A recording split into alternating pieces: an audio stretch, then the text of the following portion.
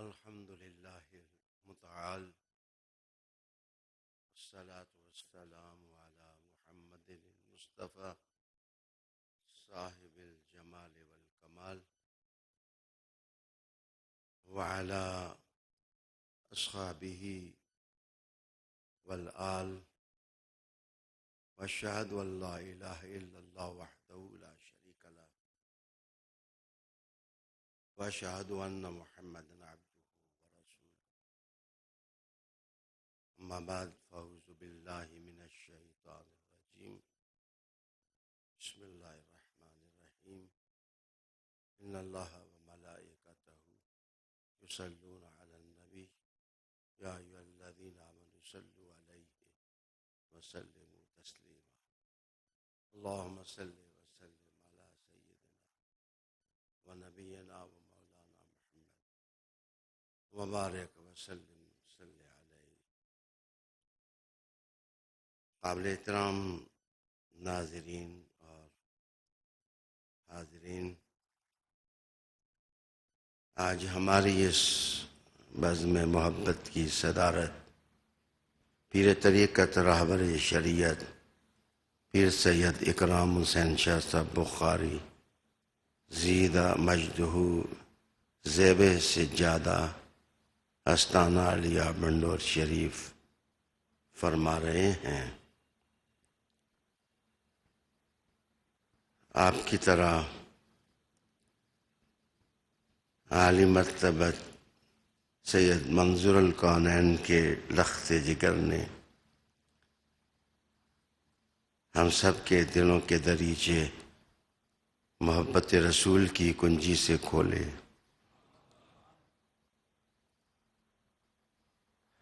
میں اپنے عنوان پر آج آپ کو سورہ نور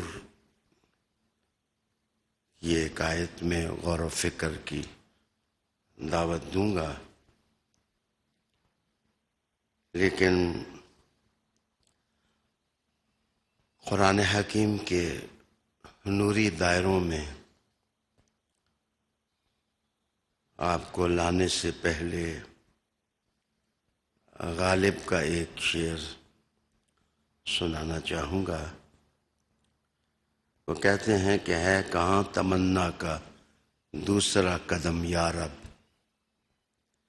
ہے کہاں تمنا کا دوسرا قدم یا رب، ہم نے دشت امکان کو ایک نقش پا پایا، ایک نقش پا پایا۔ قرآن حکیم میں اللہ تعالیٰ نے ارشاد فرمایا کہ رجال لا تلہیہم تجارت ولا بیع عن ذکر اللہ۔ آپ جہاں دیدہ لوگ ہیں، آیت کے حوالے ہی سے سمجھ گئے ہیں کہ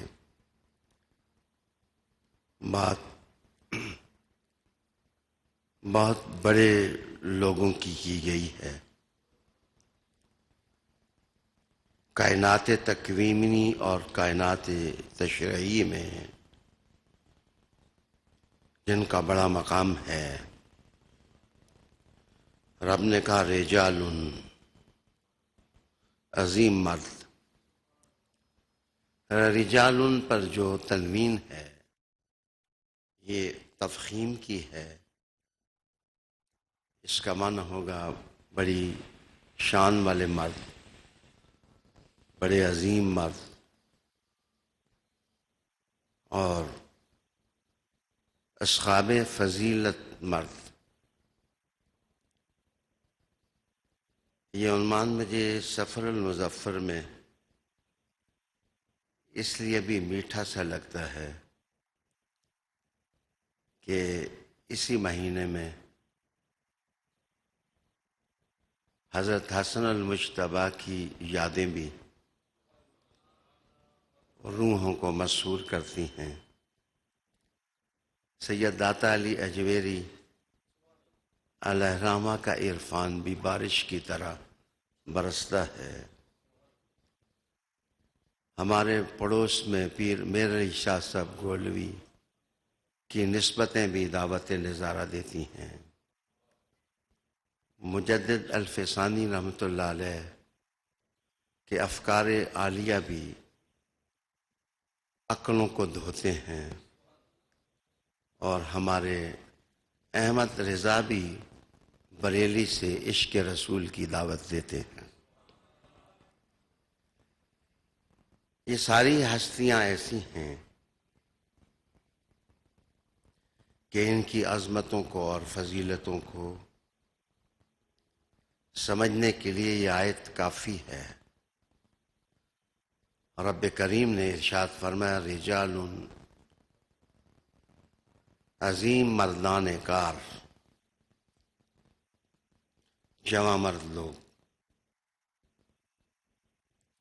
جس وقت کسی آدمی کو جواں مرد کہا جائے تو بہادری خود لوٹ پوٹ ہوتی ہے، اور شجاعت خود ایک پیکر کی صورت میں نظر افروز ہوتا ہے، اور اسی لفظ کے اندر سخاوت بھی موج مارتی ہے، اور تاریخ بھی انسان کو سطحی حالات سے نکال کر عرشی لوگوں کی محفل میں جا بٹھاتی ہے۔ قرآن حکیم کہتا ہے رجال لا تلہیہم تجارت ولا بیع عن ذکر اللہ۔ بڑے عظیم مرد ہیں وہ لوگ جنہیں کوئی تجارت اور کوئی سودا اور خرید و فروخت غافل نہیں کر سکتے اللہ کے ذکر سے۔ وَإِقَامِ الصَّلَاةِ، اور نماز کے قیام سے، وَإِيتَاءِ الزَّکاۃ، اور زکوٰۃ کی ادائیگی سے،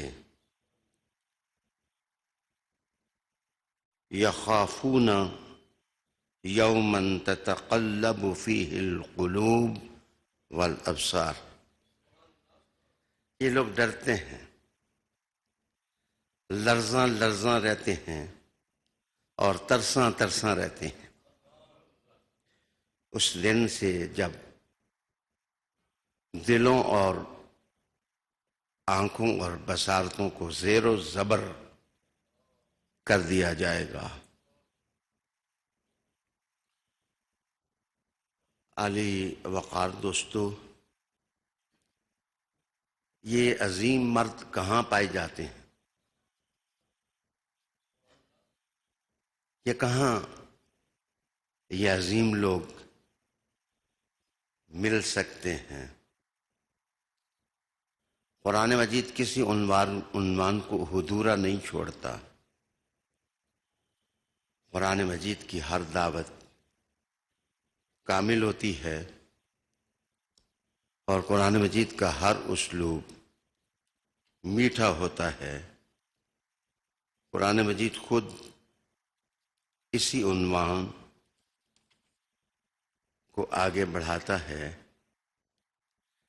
فی بیوت اذن اللہ ان ترفع ویذکر فیہا اسمہ۔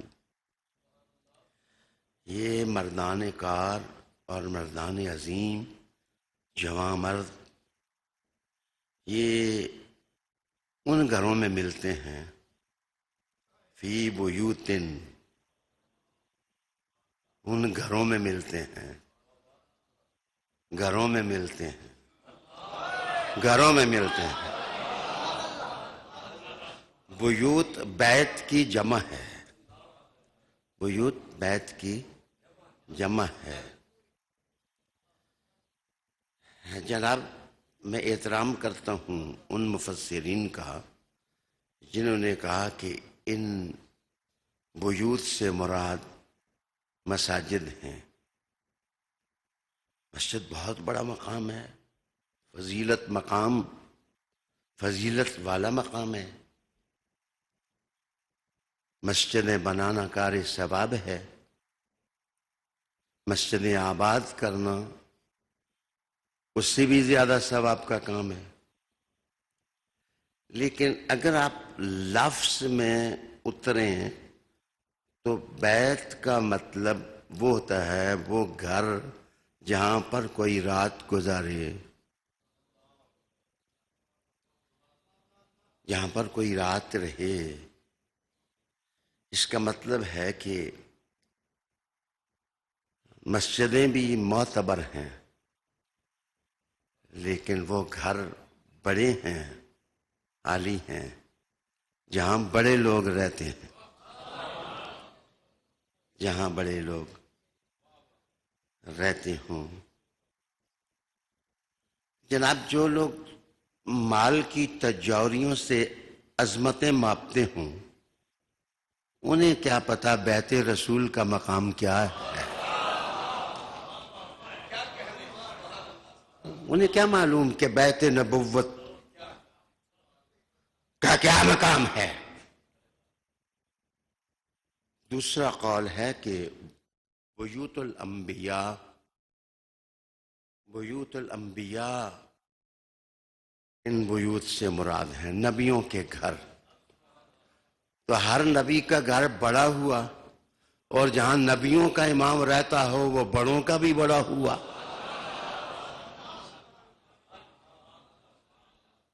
زندگی میں کبھی جمالیاتی قدروں پر سودا نہ کریں،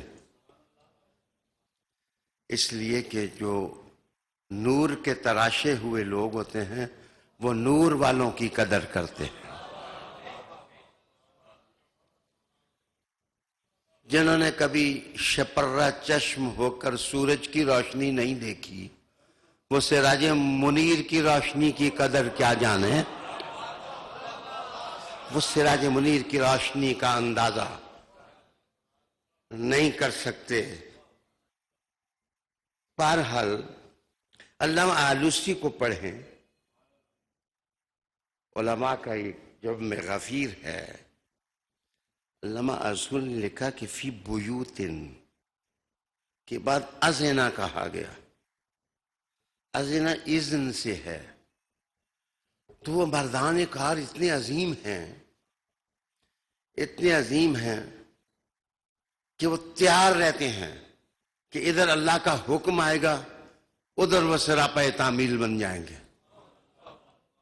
یقیناً حضور کے صحابہ کی قوت تسلیم بھی قابل سلام ہے، لیکن یہاں وہ رجال مراد لیے گئے ہیں کہ جو تیار رہتے ہیں کہ ابھی اللہ کا حکم آئے گا، ابھی وہ ٹوٹ پڑیں گے بجلی بن کر ان لشکروں پر جہاں بغاوتیں ہیں۔ اگر نمونہ دیکھنا ہو تو دیکھو شعلہ جوالہ بن کر علی کیسے پلٹتا ہے، جھپٹتا ہے۔ فی بیوت اذن اللہ ان ترفع، حضرت ابوبکر صدیق رضی اللہ تعالیٰ عنہ ایک گھر کے سامنے کھڑے ہوئے تو ان سے سائل نے پوچھا کہ حضور یہ تو مٹی کا گھر ہے، آپ کیوں کھڑے ہیں؟ انہوں نے فرمایا تم گھر کی مٹی دیکھتے ہو، میں اس کے اندر رہنے والے علی اور فاطمہ کو دیکھتا ہوں۔ تمہاری پرواز فکری یہی ہے، تمہارے علم کا جہان ہی محدود ہے، تم اپنے مکان کی چھت سے آگے دیکھ نہیں سکتے ہو، اور اس گھر میں وہ رہتے ہیں جو ہوں کعبے کے اندر تو عرش کا پایا تھام لیتے ہیں۔ کیا مقابلہ، کیا مقابلہ۔ فی بیوت اذن اللہ ان ترفع، یہاں پر مفسرین لکھا کہ یہ مٹی کی دیواریں اونچی کرنے کا معنی یہاں نہیں ہے ترفع، اصل میں اس کا معنی ہے کہ ان گھروں کے اندر اخلاق اتنا بلند ہوتا ہے کہ شیطان اندر گھس ہی نہیں سکتا. ان کا اخلاق اتنا بلند ہوتا ہے، ان کا اسوہ اتنا پاکیزہ ہوتا ہے، ان کی سیرت اتنی خوشبودار ہوتی ہے، ان کا لہجہ اتنا نور نور ہوتا ہے، اور ان کا بولنا دلوں کو کھینچتا ہے، اور ان کی فصاحت روحوں کو کھینچ لیتی ہے. اس لیے کہ یہ وہ گھر ہیں جن میں محمد عربی کے آل کے لوگ بستے ہیں.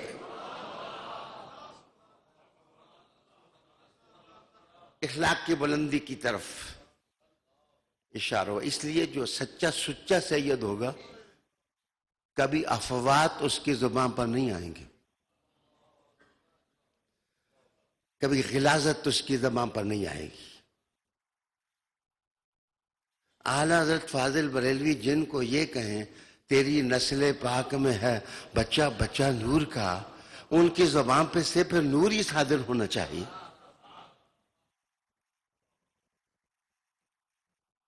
اذن اللہ ان ترفع، ان لوگوں کی اخلاق کی بلندی. حضرت ابو بکر صدیق رضی اللہ تعالی اس سے کسی نے پوچھا کہ آپ ادھر کھڑے ہیں، کہا یہ علی کا گھر ہے، سیدہ فاطمہ زہرا بطول کا گھر ہے، اور فرمایا کہ فی بیوت کی آیت انہی گھروں کے بارے میں آئی ہے، انہی گھروں کے بارے میں آئی ہے. ایک حدیث میں ہے کہ میں نے حضور سے سنا، اور ایک حدیث میں وہ خود فرماتے ہیں کہ ان بیوت سے جو افضل ترین گھر ہے وہ علی اور فاطمہ کا گھر ہے. علی اور فاطمہ من افاضلہا، فضیلت مآب گھر ہے. وہ سونے آپ علی فاطمہ کے نام سے تعصب نہ کریں، بیچ میں حضور کو بھی تو دیکھیں. ہم تمام ازواج مطہرات کو بھی انہی گھروں کا نور پارا سمجھتے ہیں اور ان کی خدمت میں سلام عقیدت پیش کرتے ہیں. اچھا جناب، ہاں یہ جو عظیم رجال کار ہیں، بڑے لوگ ہیں، فضیلت والے لوگ ہیں، کرم والے لوگ ہیں، سخاوت والے لوگ ہیں، مروت والے لوگ ہیں، اخلاق والے لوگ ہیں، علم والے لوگ ہیں، آگاہی والے لوگ ہیں، خدا والے لوگ ہیں، حضور والے لوگ ہیں، رحمت عالم کہ اس فوج والے لوگ ہیں جن کو قرآن رجال کہتا ہے. قرآن رجال کہتا ہے. میں بخاری صاحب کی صدارت میں آپ کے دلوں کے دروازوں پر دستک دے رہا ہوں. میری بات کو سمجھیے کہ حسن المجتبی کی وفا پڑھیں، قانون سے، آئین سے، نظام مصطفیٰ کریم سے، مسلمانوں کی بہتر عاقبت سے. داتا علی اجویری کا سفر پڑھیں اور ان کی طلب دیکھیں کہ خدا کی راہ میں طلب کتنی تھی. میر علی شاہ صاحب کی ختم نبوت کے لیے ان کی قربانی دیکھیے. مجدد الف ثانی رحمۃ اللہ علیہ کی اطاعت کے نقوش دیکھیں اور احمد رضا کا عشق رسول پڑھیں. یہ مختلف چیزیں نہیں ہیں، یہ آپ کو گھیر گار کے انہی گھروں میں لاتے ہیں. آپ کو ادھر ادھر سے گھیر گار کے آپ کو انہی گھروں میں لے آتے ہیں. مکتوبات شریف میں مجدد الف ثانی رحمۃ اللہ علیہ لکھتے ہیں کہ 12 امام جو ہیں سیدوں کے، ان کی منظوری نہ ہو تو کوئی ولی ولی نہیں بنتا، کوئی ولی ولی نہیں بنتا. سادات کی جب تک مہر نہ ہو. جس وقت آپ دیکھیں کہ کوئی آدمی ہرزہ سرائیوں میں مصروف ہے تو سمجھ جائیں کہ اس کو ولی ہونے کی شوق ہی نہیں ہے، تڑپ ہی نہیں ہے. جو کلاس سے جو بگوڑا بچہ ہوتا ہے نا، وہ اسکول سے باہر ریت پر کھیلتا رہتا ہے اور جو لائق بچہ ہے وہ استادوں سے سیکھتا رہتا ہے. تو ریت پر کھیلنے والے بچے نہ بنو، حسن اور حسین کی قدر کرنے والے بچے بنو. ہر اس نور کی قندیل تک پہنچو جہاں سے تمہارا دل منور ہو سکتا ہے، تمہارا دماغ منور ہو سکتا ہے، تمہارا ذہن روشن ہو سکتا ہے، تمہارا کردار روشن ہو سکتا ہے. مجھے اس اللہ کی قسم جس کے ہاتھ میں میری جان ہے، 5 نفوس قدسیہ کا میں نے نام لیا ہے، یہ سارے کشتہ عشق رسول ہیں. یہ سب کشتہ عشق رسول ہیں. عصر حاضر کا آتشی ماحول آپ کو کدھر لے کے جا رہا ہے؟ تم کہاں کے تھے، کدھر چلے گئے؟ کرگس کا جہاں اور ہے، شاہی کا جہاں اور. کرگس کا جہاں اور ہے، شاہی کا جہاں اور. بہرحال آئیے میں آپ کو بتاؤں کہ جوان مرد پہلا قرآن نے کس کو قرار دیا؟ فرسٹ جوان مرد.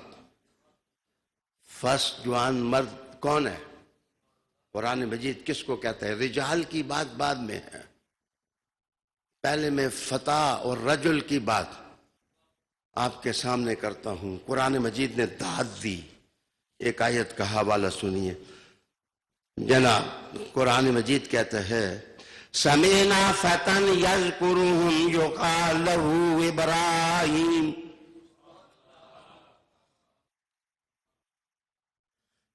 پہلا جوان مرد، پہلا جوان مرد روحانی قدروں سے مالا مال، استقامت، عقیدہ، خدا پرستی، یکسوئی، حنفیت اور بتوں اور اصنام سے دشمنی.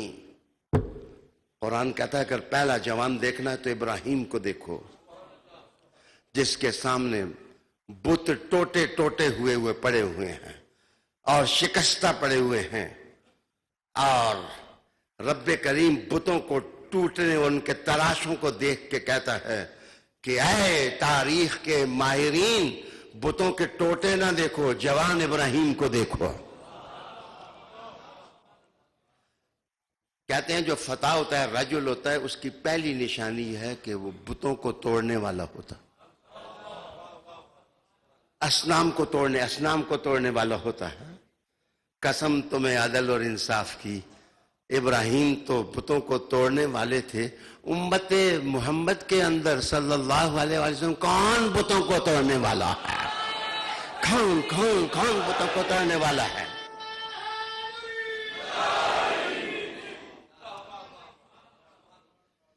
کس نے بت توڑے؟ اصنام کے سروں پر قرآن کس نے چلائے؟ ٹوپیاں بدل کر کے، الفاظ بدل کر کے قوم کو دھوکہ نہ دو، قوم کو دھوکہ نہ دو. دجل اور فریب سے کام نہ لو. لوگوں کو علی کی دہلیز سے دور کر کے بتوں کے چرنوں میں نہ ڈالو. بتوں کی نفرت لوگوں کے سینوں میں پیدا کرو. اس کام کے لیے کوئی جوان چاہیے تو وہی جوان ہے. لا فتح الا علی علی سیف اللہ ذوالفقار.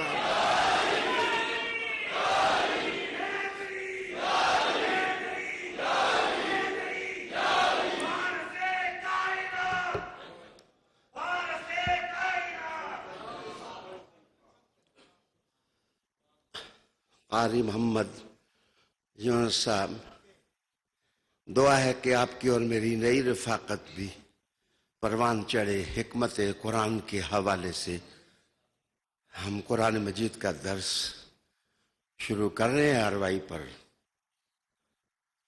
اللہ بے نیاز ہے. لوگ سموار کے لیے روتے تھے کہ کیوں اس کے نام، اللہ نے اتوار بھی ہمیں عطا کر دیا. میں یہ اروائی کا شکریہ ادا کرتا ہوں. آپ سے ملاقات انشاءاللہ ہوتی رہے گی قرآن حکیم کے حوالے سے. عالی جناب کہتے ہیں جو جوان مرد ہوتا ہے اس میں 5 چیزیں نہیں ہوتی جو جوان ہوتا ہے، 5 چیزیں اس میں نہیں ہوتی. بزدلی نہیں ہوتی. اتنے بزدل نہ ہو کہ علی علی کہیں گے تو لوگ یہ کہہ دیں گے وہ کہہ دیں گے. اور سانے رانجھے کو اپنا محبوب چاہیے ہوتا ہے، اس کو کیا غرض کون کیا کہتا ہے. مجنوں کو لیلا سے محبت ہوتی ہے، اس کو کیا غرض کہ کون کیا کہتا ہے. اس کو تو دیکھا گیا صحرا میں کیا لکھتا ہے. اس نے کہا نام لیلا کی مشق کر رہا ہوں، ہمیں ادھر ہی رہنے دیں جدھر ہیں، ہم نام علی کی مشق کر رہے ہیں.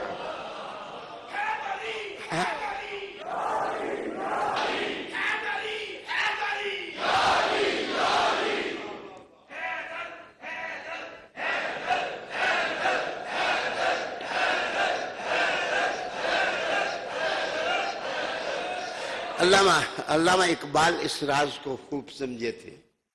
علامہ اقبال اس راز کو خوب سمجھے تھے. ان سے پوچھا گیا کہ یہ جوان مرد کون ہوتا ہے، اس کی نشانی کیا ہوتی ہے. انہوں نے قانون دے دیا، آئین جوان مرداں حق گوہی و بے باکی.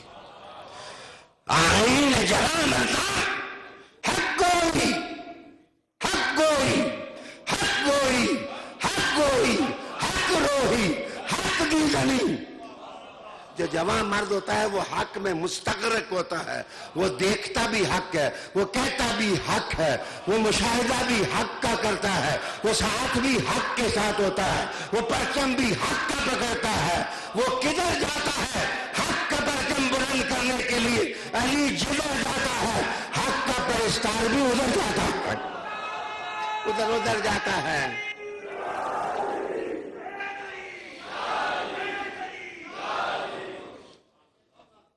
اللہ اکبر. میرے لفظوں سے غلط معنی نہ نکالا کرو. میں پہلے سالک تھا اب مجذوب ہو گیا ہوں.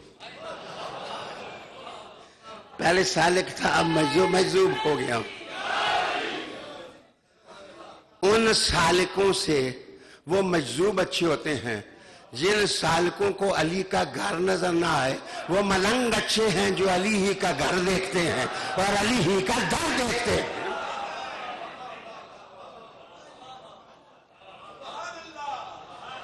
یقال ابراہیم.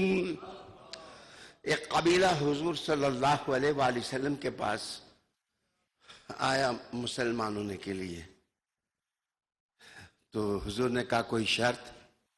انہوں نے کہا حضور ایک کی شرط ہے، ہمارے قبیلے کے آدمی سے بت نہ توڑوائیں. حضور نے فرمایا کہ میرے قبیلے کا اگر کوئی ہو. انہوں نے کہا حضور یہ منظور ہے. پھر کہا علی جا، یہ بت توڑنے تیرا ہی کام ہے. معاف کریے میرے جملے سے غلط معنی نہ نکالیں. میں حضور کے سارے غلاموں کو دل اور روح کی پوری یکسوئی سے سلام کرتا ہوں. لیکن بت کو توڑنے والا کوئی ایسا چاہیے تھا جس نے 1 منٹ بھی بتوں کے سامنے سجدہ نہ کیا ہو. اس نے بتوں کے سامنے جناب جو سجدہ کر چکا تھا وہ بت کیسے توڑتا. لوگ کہتے کل تو جھکتے تھے آج توڑتے ہو. حضور نے کہا علی ادھر آ، میرے کندھوں پہ چڑھ جا. نہ تو شرک کی گلی میں آیا ہے نہ تیری اولاد شرک کی گلی میں آئے گی.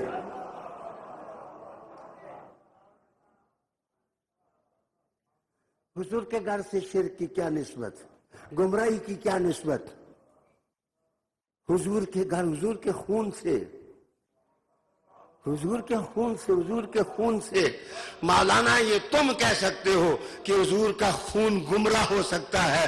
اللہ کی قسم 1000 دفعہ میں قسم کر کے کہتا ہوں کہ محمد کا خون کبھی گمراہ نہیں ہو سکتا ہے. جدھر مصطفیٰ ہے ادھر مصطفیٰ کا خون ہے.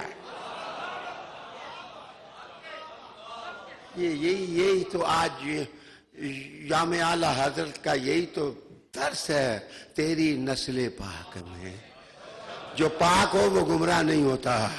تیری نسل پاک میں وہ میرے اور اپنے اعلیٰ حضرت کو تو مان لو، میرے اور اپنے اعلیٰ حضرت کو تو مان لو، ان کو گلے کی ہڈی نہ سمجھو۔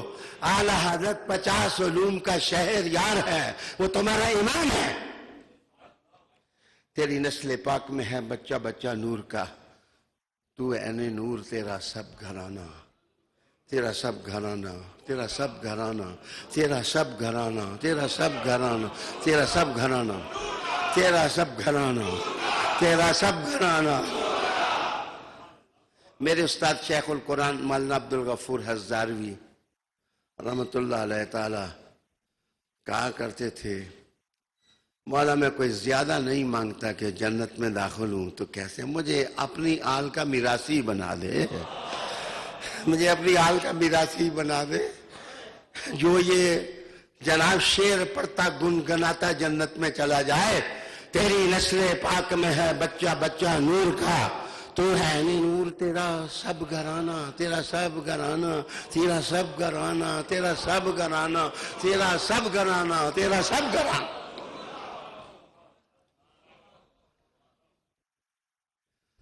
خدا را انجینئر لے کے نہ جاؤ کہ یہ کند نور کی نہیں ہے، یہ چھت ٹیڑھی ہے، یہ جناب فاطمی گھر کی کوئی چھت ٹیڑھی نہیں ہے، گھرانہ ہے فاطمہ فانا، تیرا سب گھرانہ، تیرا سب گھرانہ نور۔ اچھا میں عرض کروں کہ کہتے ہیں جو فتح ہوتا ہے جوان مرد، اچھا یہ ہماری اصطلاح نہیں، یہ کرسچینٹی میں بھی ہے۔ جوان مرد کا تصور، رجالیت، یہ تقریباً میرے خیال میں سارے نہیں تو اکثر مذاہب میں یہ جوان مرد کا تصور موجود ہے۔ کہتے ہیں جو اللہ اکبر، جو جوان مرد جس کو قرآن کہتا ہے، وہ جس وقت کسی کو دیتا ہے نا تو اس کا رنگ نسل نہیں دیکھتا کہ کس نسل ہے، سب کو نوازتا ہے۔ ابراہیم علیہ السلام کے سامنے دراصل ہر روز وہ مہمان تلاش کر کے روٹی کھلاتے تھے، تو ایک دن مہمان تلاش کیا تو وہ پارسی تھا، تو آپ کے ذہن میں خیال آئے گا آپ پارسی کو میں کھانا کھلاؤں گا۔ رب نے آواز دے کے کہا ابراہیم میں 70 سال سے کھلا رہا ہوں، تو ایک لقمہ بھی نہیں کھلا رہا، میں 70 سال سے کھلا رہا ہوں، تو ایک لقمہ بھی نہیں اس کو دے سکتا۔ جس وقت آپ نے اپنے دسترخوان پر تخصیص کے سب کو بٹھایا تو رب کریم نے پھر فتح کا لقب ابراہیم کو دیا۔ معاف کرنا، خدا کی قسم تمہیں کوئی غلط کہتے ہیں جو کمزور کو دیکھ کر رحم کھا جائے وہ جوان مرد ہوتا ہے۔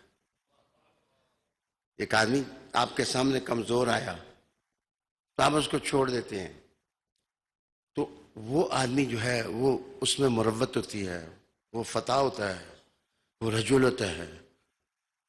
معنی یہ کہ اس بات پر میں نے معذرت چاہی تھی کہ تاریخ سے نام نہ تلاش کریں، صرف بات سنیں کہ حضرت علی کے سامنے جنگ میں ایک آدمی آ گیا، بہت بڑا آدمی، تو جس وقت حضرت علی کی تلوار اس کو کاٹنے لگی تو اس نے اپنی دھوتی کھول دی اور ننگا ہو گیا۔ تو یہ جوان مرد تھا نا علی، حضرت علی نے کہا علی ننگوں کو قتل نہیں کرتا ہے، علی ننگوں کو قتل نہیں کرتا ہے، دشمن ہے، وہ لڑائی میں اترا ہے، لیکن اس نے دھوتی کھول دی ہے۔ علی نے کہا کہ جا، جب تیرے ہاں کمزوری یہاں پہنچ گئی کہ تو نے اپنا لباس اتار لیا، تو علی کسی کمزور کی گردن پر تلوار نہیں چلاتا، وہ بڑے بڑے سورما تلاش کر کے ان کی گردنوں پر تلوار چلاتا ہے۔ ہاں رجال، وہ عظیم مرد، وہ عظیم مرد، وہ عظیم مرد، وہ عظیم مرد، وہ عظیم مرد۔ میرے دوستو، عورتیں بھی خدا کی مخلوق ہیں، ان کے ساتھ اچھا سلوک کیا کر دو۔ ہجڑے بھی خدا کی مخلوق ہیں، ان کے ساتھ بھی اچھا سلوک کرو۔ لیکن اللہ تعالیٰ نے اپنے کسی ولی کو نہ ہجڑا کہا ہے. جو عورتیں ہیں ان کو بھی مرد کہا ہے کہ جو عورت خدا کا قرب حاصل کرے وہ رابعہ بصری بھی مردوں کی طرح ہے. وہ مردوں کی طرح ہے. کب اس کو تم عورت کہہ سکتے ہو؟ رجال لا تلہم تجارت ولا بیع. ان کی دوسری نشانی بھی میں عرض کروں، لیکن وہ 5 بیماریاں جو گندے لوگوں میں ہوتی ہیں. انانیت، کبت، میں جیسے ہوں میرے جیسا کوئی نہیں، شاہ جی کو قرآن پڑھنا نہیں آتا، مجھے قرآن پڑھنا آتا ہے، میں یہ ہوں میں وہ ہوں. لالچ اس کے اندر ہو، لالچ، حریص ہو، ہوس اس کے اندر ہو، ہوس، اور غرور اس کے اندر ہو، تکبر اس کے اندر ہو، خود پرستی کا بت اس نے اپنے بغل میں دبایا ہوا ہو. جس وقت یہ امراض اس کے اندر ہوں تو وہ ولی نہیں ہو سکتا، وہ احمد رضا نہیں ہو سکتا، وہ مجدد الفسانی نہیں ہو سکتا، وہ میر علی شاہ نہیں ہو سکتا، وہ حسن المجتبیٰ نہیں ہو سکتا، وہ داتا علی اجویری نہیں ہو سکتا. تسبیح اٹھا کے پوری دنیا کو اکیلے چھان مارنا، یہ کسی نے دیکھنا تو علی اجویری کو دیکھ لے. نہ کوئی خوف ہے، نہ کوئی ڈر ہے. اللہ کے سہارے کشتی زندگی کے سمندر میں چلی جا رہی ہے اور لنگر اٹھا دیے گئے ہیں. یہ وہ لوگ ہیں جنہوں نے غرور، لالچ، ہوس کے بت توڑ رکھے ہوں. اللہ اکبر. رسالہ کوئی شعریہ میں یہ بات لکھی ہے کہ اگر اس ڈھب کا کوئی فتح اور رجل اور بہادر شخص اگر تم نے دیکھنا ہو تو وہ علی کو دیکھو، وہ حضرت علی المرتضیٰ کرم اللہ وجہ الکریم کو دیکھو. اللہ اکبر. میرے دوستو،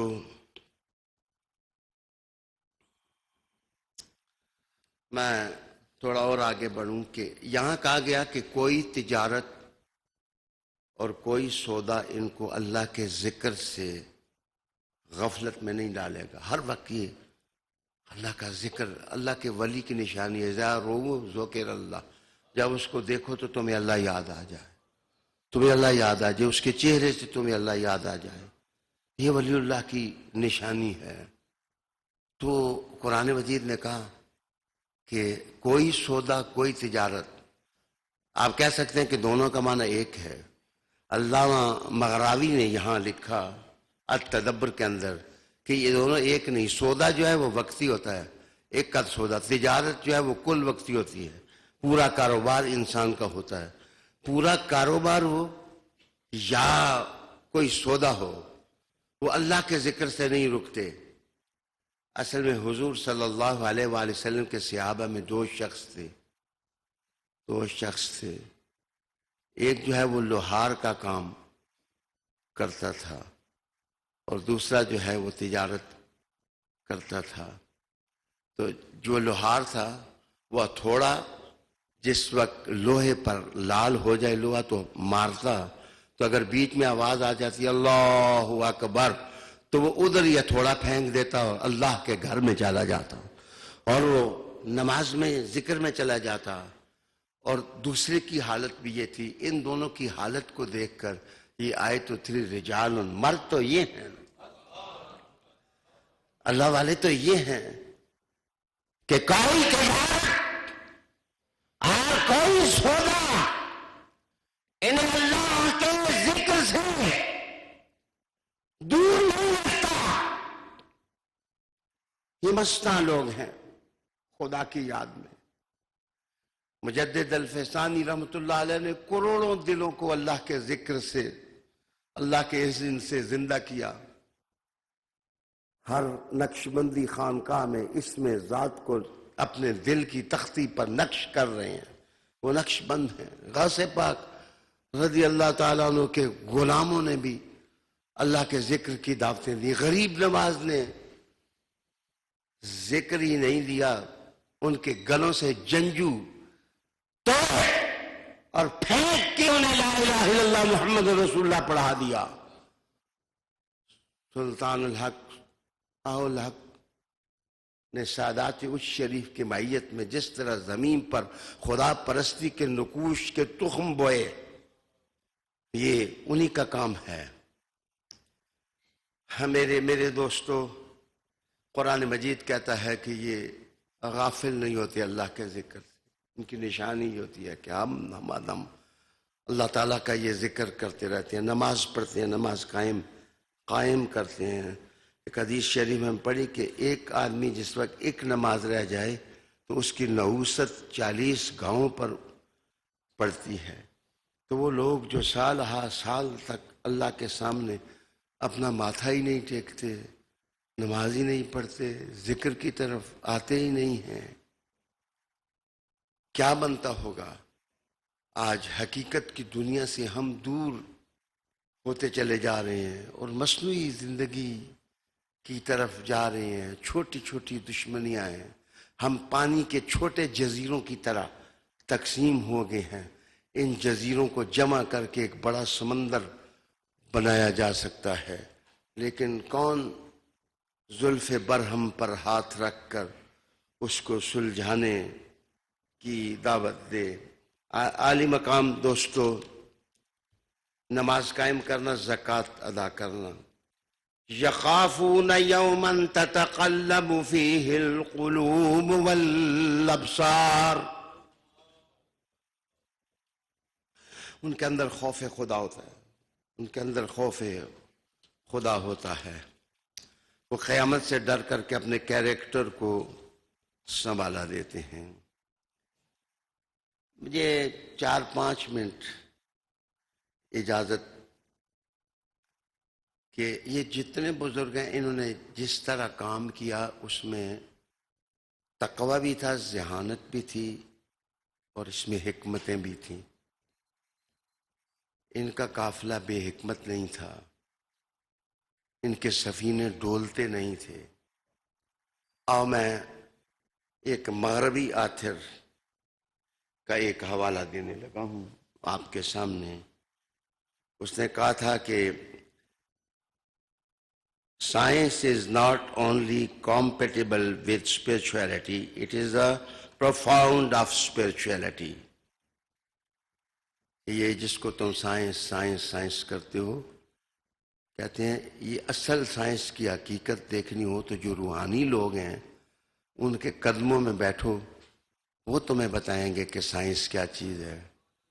ساری زندگی ٹریلینز ڈالر لگا کے بھی چاند تک ایک چھوٹا سا ہیلی کاپٹر بھیج کے، یہ سائنس نہیں ہے۔ سائنس یہ ہے کہ کنڈی ہلتی رہے اور جناب ہانی کے گھر سے بندہ عرش معلّہ تک پہنچے اور ایک ساعت میں واپس آ جائے۔ اس کا مطلب ہے تکوین کی ساری سائنسیں صاحب روحانیت کے ہاتھ میں ہیں۔ حضرت محمد صلی اللہ علیہ وآلہ وسلم۔ میرے دوستو، دنیا میں 3 قسم کے لوگ ہیں۔ غبی، نالائق لوگ، نالائق آدمی جو ہے نا، وہ ہمیشہ اپنا کام دوسرے کی گردن میں پھینکتا ہے۔ کوئی نماز کیوں نہیں پڑھی؟ اور میری کیا غلطی ہے جی، منو اماں جگائی نہیں۔ وہ بھائی غلطی آپ کی ہے، پھینکتے دوسرے کے گلے میں ہو۔ غلطیاں آپ کی اپنی ہیں، بدنام دوسروں کو کرتے ہو۔ اندھیرا آپ کا اپنا ہے تو آئینوں کو بدنام کرتے ہو۔ اگر اندھیرے آپ خود ہیں تو آئینے کا کیا قصور ہے؟ سورج کا کیا قصور ہے؟ ستاروں کا کیا قصور ہے؟ قندیلوں کا کیا قصور ہے؟ شمعوں کا کیا قصور ہے؟ ہاں، دنیا میں ایک لوگ غبی ہیں، دوسرے لوگ تھوڑے ذہین ہیں، تیسرے لوگ حکمت والے ہیں۔ یاد رکھنا، سب سے چوٹی کا درجہ حکمت والوں کا ہے۔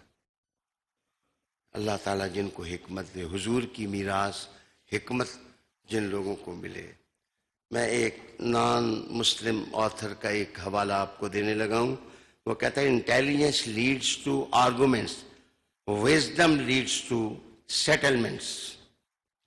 اس جملے کا مطلب یہ ہے کہ جو لوگ اپنے آپ کو ذہین کہتے ہیں، وہ دلیلوں ہی میں لگے رہتے ہیں. میری 10 ہو گئیں، دوسرا کہتا ہے میری 11 ہو گئیں، ایک کہتا ہے میری 12 دلیلیں ہو گئیں، دوسرا کہتا ہے میری 14 ہو گئیں.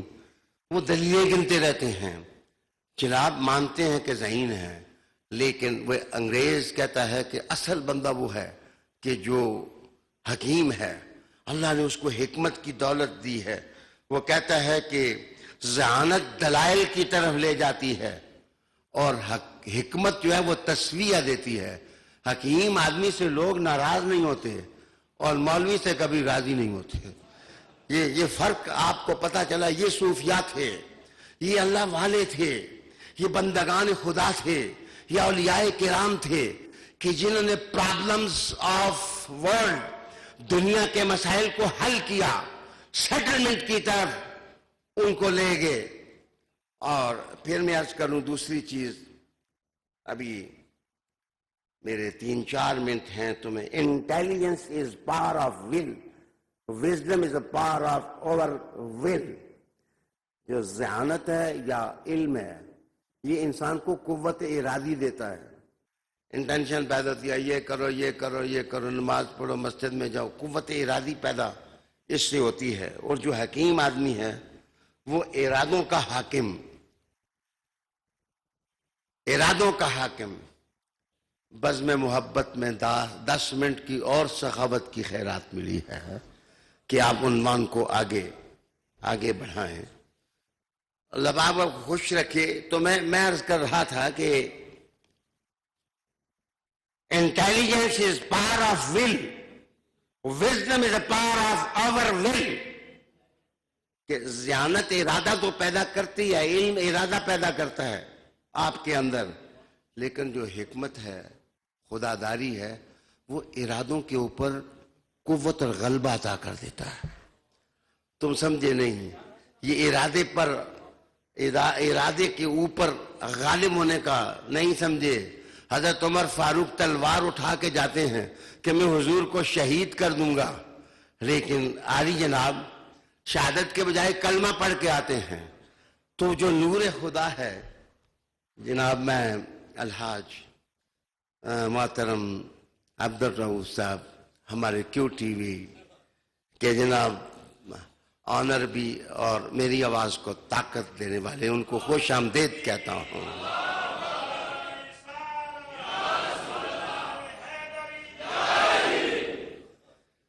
تو میں عرض کر رہا تھا کہ intelligence is power of will, wisdom is power of over will. علم انقلاب پیدا نہیں کرتا، معلومات دیتا ہے، لیکن جو حکیم اللہ والا ہوتا ہے وہ کو بدل دیتا ہے. آنے والا کوئی اور ارادہ لے کے آتا ہے اور جاتا ہے تو کچھ اور ہو کے جاتا ہے. آئے فاروق اعظم ارادہ کے شہید کر دیں گے، جس وقت گئے تو مصطفیٰ کی غلامی کا قلادہ گلے میں ڈال کر کے گئے. تو جو بندگان خدا ہیں وہ اللہ کے ذکر سے انسان کو اندر سے وہ دھو دیتے ہیں. تیسری چیز میں عرض کروں کہ intelligence is pursuit of knowledge, it tries the seeker. Wisdom is pursuit of truth, it inspires the seeker. جو لوگ علم کے گتھیاں سلجھاتے رہتے ہیں سلام ان کو، لیکن کہتے ہیں کہ علم کی دنیا میں مگن آدمی تھک جاتا ہے، اک جاتا ہے. وہ قاضی مبارک بھی پڑھ لے اور یہ بھی پڑھ لے تو آخر تھک جاتا ہے. میرے استاد چھوٹی کے بڑے صغیر کے عالم دین تھے، لیکن آخر عمر میں وہ کہا کرتے تھے، نہ وہ شوق منطق و فلسفہ، نہ وہ ذوق فن مناظرہ، میرے دل سے یار کی یاد نے جو پڑھا لکھا تھا بلا دیا. میرے دل سے یار کی یاد نے جو پڑھا لکھا تھا بلا دیا. جس وقت اللہ والوں کی محفل نصیب ہو اور کسی کی دہلیز نصیب ہو تو سونے اتنی چینج آتی ہے انسان کے اندر کہ انسان لفظوں میں اس کو بیان نہیں کر سکتا. پھر آپ کہیں گے کہ حق کی بات. نان مسلم آتھر کہتا ہے کہ جس آدمی کے اندر حکمت کی روشنی آ جائے وہ حق کا متلاشی ہو جاتا ہے، وہ حق ڈھونڈتا ہے، حق کے ساتھ چلتا ہے، حق اس کی زبان کا ترانہ بن جاتا ہے۔ میری آخری الفاظ کہ intelligence is holding and wisdom is letting go،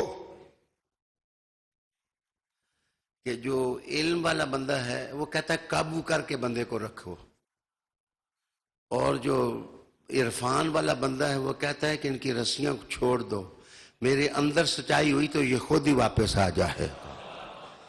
fountain اس کے اندر ہوتا ہے۔ یہ حکمتیں ہیں جن بزرگوں کے اسماء گرامی آج میں نے آپ کے سامنے لیے، انہوں نے دنیا میں حکمتوں کے ساتھ کام کیا، اس لیے ایک زمانہ اور ایک دنیا ان کا پانی بھرنے لگ گئی۔ لیکن میرے دوستو، آج لڑائیاں جھگڑے امت مسلمہ کو اس کی روحانی منزل سے دور کر رہے ہیں۔ ہمیں سچائیوں اور حق کی تلاش میں ہمیں قرآن حکیم کی روشنی اور سائے میں آنا چاہیے، اللہ والوں کی تلاش کرنی چاہیے، خصوصاً داتا علی اجمیری کا عرس، مجدد الفسانی کا مقام، غریب نواز کی شخصیت، قادریہ سلسلہ، احمد رضا کا عشق رسول، یہ سب کچھ ہمیں یہی درس دیتے ہیں کہ میرے دل سے یار کی یاد نے جو پڑھا لکھا تھا بھلا دیا۔ آج اسی پر میں اکتفا کرتا ہوں۔ وآخر دعوانا ان الحمدللہ رب العالمین۔ پیر سید اکرام شاہ صاحب بخاری سے گزارش ہے کہ دعا فرمائیں، اور اس دعا کے بعد بس ایک دو منقبتیں حاجی صاحب کی میت میں ہم سنیں گے اور پھر دعا دوسری ہو جائے گی۔ آپ دعا لائیں۔ بسم اللہ الرحمن الرحیم۔ بلغ العلا بکمالہ، کشف الدجی بجمالہ، حسنت جمیع خصالہ، صلو علیہ وآلہ، الصلاۃ والسلام علیہ یا سیدی یا رسول اللہ، صلاۃ والسلام علیہ یا حبیب اللہ یا رب العالمین۔ یہ خوبصورت محفل قبلہ پیر صاحب کی قیادت میں ہم سب کو میسر آئی۔ یا مولا پاک اس روحانی، اس وجدانی، اس خوبصورت محفل پاک نو اپنی پاک بارگاہ دے اندر قبول فرما۔ اس دا ثواب اپنے پیارے حبیب نبی پاک علیہ السلام دی بارگاہ عالیہ دے اندر ایسا سارے دی حاضری قبول فرما۔ 1,24,000 انبیاء علیہ السلام، 313 رسول، حضور علیہ السلام دے والدین مکرمین، آل پاک، ازواج محترات، صحابہ اکرام، خلفائے راشدین، پنجتن پاک، 12 امام، 14 معصومین، جناب غوث پاک روح زمین نے جتنے ولی اللہ نے، حضرت آدم علیہ السلام تو لے کر آج تک جمیع المومنین والمومنات والمسلمین والمسلمات۔ یہ خوبصورت محفل قبلہ حضرت جی نے جے اساں سارے ہستے سجائی ہے۔ یا مولا پاک اسانی آخرت بہتر فرما، آخرت نے شرمندگی کو محفوظ فرما، اساں سارے نو پاکیزہ زندگی عطا فرما، ہر قسم دی ناپاکی دور فرما۔ امام حسین پاک دے اس عظیم اور پاکیزہ سیدے دا صدقہ اساں سارے نو نماز پنجگانہ قائم کرن دی توفیق عطا فرما۔ آپ دا نیزے تے قرآن سنانا صدقہ اساں سارے نو قرآن پاک دی تلاوت پابندی دے نال کرن دی توفیق عطا فرما، پنجتن پاک دا فیض عطا فرما۔ یا رب العالمین اس روحانی محفل نو اپنی پاک بارگاہ دے اندر قبول فرما کر اساں سارے نو آخرت نی شرمندگی کو محفوظ فرما۔ خاتون جنت میں فاطمہ تو زہرا سلام اللہ، اسیر کربلا میں زینب سلام اللہ دا صدقہ سڑیاں بچیاں نو شرم و حیا عطا فرما۔ یا رب العالمین کے او ٹی وی والے اور انہاں دے جڑے بانی حضرات حاضر ہوئے، یا مولا پاک اپنے پیارے حبیب نے انہاں پر کرم فرما۔ شاہ جی نے خوبصورت بیان پوری دنیا تے نشر ہو رہا ہے۔ یا مولا پروردگار اساں سارے نو اخلاص والی زندگی، ایمان والی زندگی، پاکیزہ زندگی، سچی زندگی عطا فرما۔ یا رب العالمین رزق حلال عطا فرما۔ یا مولا پاک کربلا والے جو عظیم اور پاکیزہ قربانی دا صدقہ ساڑے کشمیر نو آزاد فرما، بیت المقدس نو آزاد فرما، شام، فلسطین، برما نے مسلمانوں نے مدد فرما، جتنے حاضرین موجود ان سب پر کرم فرما۔ اے خدا بندہ تو ذات کبریا کے واسطے رحم کر ہم پر محمد مصطفیٰ کے واسطے۔ قبلہ شاہ جی مدد علی ناسا سارے پر سیاتا کی دیر قیامت جاری اور ساری فرما۔ اس ادارے نے دن دگنے رات چوگنی ترقی عطا فرما۔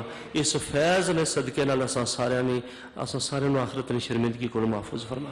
عزت والی زندگی اور عزت والی موت نصیب فرما، ایمان والی زندگی اور ایمان والی موت نصیب فرما۔ اللہم زد نورنا وزد سرورنا وزد حضورنا وزد معرفتنا وزد طاعتنا وزد نعمتنا وزد محبتنا وزد عشقنا وزد شوقنا وزد ذوقنا وزد علمنا۔ اللہم ربنا آتنا فی الدنیا حسنۃ وفی الآخرۃ حسنۃ وقنا عذاب النار۔ وصلی اللہ تعالی علی خیر خلقہ نور عرشہ محمد وعلی آلہ وأہل بیتہ وأصحابہ اجمعین.